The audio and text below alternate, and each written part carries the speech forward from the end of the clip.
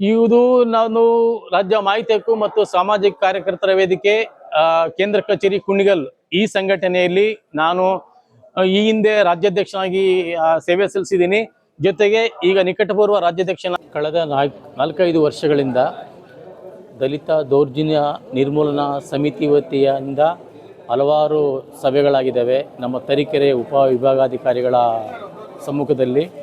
ಆದರೆ ನಾವು ಸರಿಸುಮಾರು ಒಂದು 30-40 ಸಾರ್ವಜನಿಕ ಹಿತಾಸಕ್ತಿ ಬೇಡಿಕೆಗಳು, ಜೊತೆಗೆ ಸರ್ಕಾರಿ ಭೂಮಿಯನ್ನು ಸರ್ಕಾರಕ್ಕೆ ಉಳಿಸಿಕೊಡಿ, ಜೊತೆಗೆ ಬಲಾಢ್ಯರು ಒತ್ತುವರಿ ಮಾಡಿರ್ತಕ್ಕಂಥ ಸರ್ಕಾರಿ ಭೂಮಿಗಳನ್ನು ವಾಪಸ್ ತಗೊಂಡು ಮುಂದಿನ ಪೀಳಿಗೆಗೆ ಅವನ್ನ ಬಳಕೆ ಆಗೋ ಥರ ಅದಕ್ಕೆ ಸರಿಯಾದ ರೀತಿಯ ಒಂದು ಬೌಂಡ್ರಿ ಫಿಕ್ಸ್ ಮಾಡಿ ಆ ಭೂಮಿಗೆ ಒಂದು ಬಂದೋಬಸ್ತು ಮಾಡಿಕೊಡಿ ಅಂತೇಳಿ ಹಲವಾರು ಬಾರಿ ನಾವು ನಮ್ಮ ಬೇಡಿಕೆಗಳನ್ನು ಇಟ್ಟಿದ್ದರೂ ಸಹ ಉಪವಿಭಾಗಾಧಿಕಾರಿಗಳಾಗಿರ್ಬೋದು ಅಥವಾ ತಾಲೂಕು ಆಡಳಿತ ಆಗಿರ್ಬೋದು ಇದುವರೆಗೂ ಯಾವುದೇ ಆ ವಿಚಾರದ ಬಗ್ಗೆ ಕ್ರಮ ವಹಿಸ್ತಾ ಇಲ್ಲ.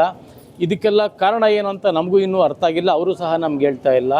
ಇದು ಮೊದಲನೇದಾದರೆ ದಲಿತರ ಭೂಮಿಗಳಿಗೆ ಸಂಬಂಧಪಟ್ಟ ಹಾಗೆ ಇತ್ತೀಚಿನ ದಿನಗಳಲ್ಲಿ ಅರಣ್ಯ ಇಲಾಖೆಯವರು ಉದ್ದೇಶಪೂರ್ವಕವಾಗಿ ಇಲ್ಲಿ ಅರಣ್ಯ ಇದೆ ಅಂತೇಳಿ ಬಂದು ಗೋಮಾಳ ಭೂಮಿ ಆಗಿರ್ಬೋದು ಅಥವಾ ರೆವಿನ್ಯೂ ಲ್ಯಾಂಡ್ ಯಾವುದೇ ಆಗಿದ್ರು ಸಹ ಅರಣ್ಯಾಧಿಕಾರಿಗಳು ಇದು ನಮ್ಮದು, ಇಲ್ಲಿ ನಮ್ಮದಿದೆ, ನಿಮ್ಮ ದಾಖಲೆ ಕೊಡಿ ಅಂತೇಳಿ ರೈತರನ್ನೇ ಹಿಂಸಿಸಿ ಒತ್ತಾಯಪಡಿಸಿ ಅವ್ರನ್ನ ತೊಂದರೆ ಕೊಡ್ತಾ ಇದ್ದಾರೆ. ಜೊತೆಗೆ ಗೋಮಾಳ ಭೂಮಿಗಳನ್ನು ಮತ್ತು ರೆವಿನ್ಯೂ ಇಲಾಖೆ ಭೂಮಿಗಳನ್ನು ಖಾತೆ ಮಾಡಿಕೊಡುವಲ್ಲಿ ಸಂಬಂಧಪಟ್ಟ ಬಗರುಕುಂ ಸಮಿತಿಯ ಅಧಿಕಾರಿಗಳಾಗಿರ್ಬೋದು ಅಥವಾ ಕಮಿಟಿಯವರಾಗಿರ್ಬೋದು ಇದುವರೆಗೂ ಅದ್ರ ಬಗ್ಗೆ ನಿಗಾ ವಹಿಸ್ತಿಲ್ಲ. ಇದುವರೆಗೂ ಎಷ್ಟು ಬಗರುಕುಂ ಮೀಟಿಂಗ್ಗಳು ಆಗಿದ್ವು ಅನ್ನೋದ್ರ ಬಗ್ಗೆ ಒಂದು ಸಣ್ಣ ಮಾಹಿತಿಯೂ ಸಹ ಇದುವರೆಗೂ ನಮಗೆ ಸಿಗ್ತಾ ಇಲ್ಲ.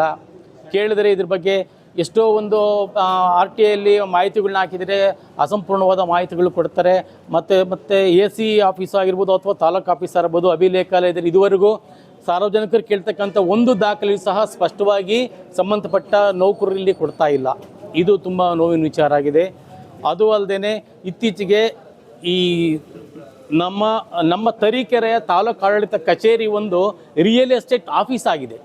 ಇದು ತುಂಬ ನಮಗೆ ನೋವಿನಿಂದ ಹೇಳ್ಕೊಳ್ಬೇಕಾಗುತ್ತೆ ಇಲ್ಲಿ, ಏಕೆಂದರೆ ರಿಯಲ್ ಎಸ್ಟೇಟ್ ದಂಧೆ ನಡೀತಾ ಇದೆ ಅನ್ನೋದರ ಮಟ್ಟಕ್ಕೆ ಇಲ್ಲಿ ಬಿಂಬಿಸ್ತಾ ಇದೆ. ಜೊತೆಗೆ ಕಲ್ಲು ಗಣಿಗಾರಿಕೆ ಇರ್ಬೋದು, ಕಲ್ಲು ಗಣಿಗಾರಿಕೆಗೆ ಪರ್ಮಿಷನ್ ಕೊಟ್ಟಿರೋದೇ ಸ್ವಲ್ಪ ಭಾಗ, ಆದರೆ ಇವರು ಅದರ 10ರಷ್ಟು ಗಣಿಗಾರಿಕೆ ಮಾಡ್ತಿದ್ರನ್ನ ಕೇಳ್ತಕ್ಕಂಥವ್ರು ಯಾರೂ ಇಲ್ಲ.